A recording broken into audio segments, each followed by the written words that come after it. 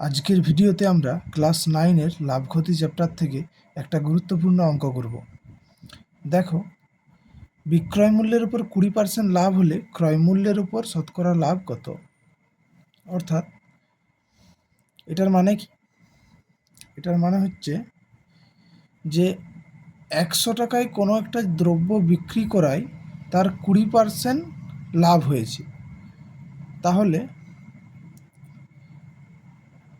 বিক্রয় মূল্য যদি 100 টাকা হয়, তাহলে সেক্ষেত্রে ক্রয় মূল্য হবে 20 টাকা বাদ তার থেকে, মানে 80 টাকা।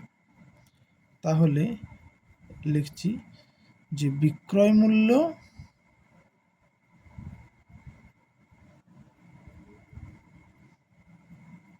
একশো টাকা হলে ক্রয় মূল্য হবে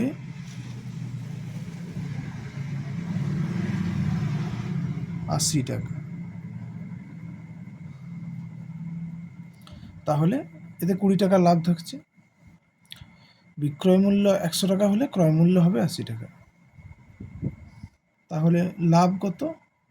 লাভ সমান 20 টাকা। কি বের করতে হবে? ক্রয় মূল্যের উপর শতকরা লাভ কত। তাহলে অতএব ক্রয় মূল্যের উপর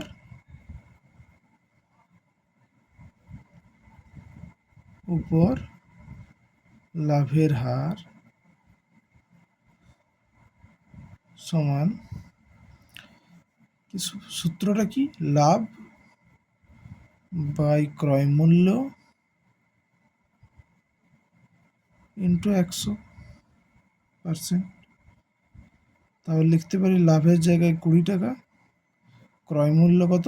80 টাকা, আর 100%। তাহলে কাটাকাটি করলে 20 4 80, 4 25, 100, তাহলে 25%। তাহলে অতএব ক্রয় মূল্যের উপর শতকরা লাভ 25। ক্রয় মূল্যের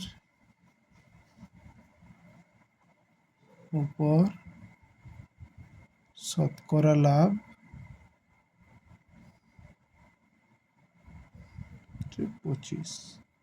25 টাকা বলতে পারি।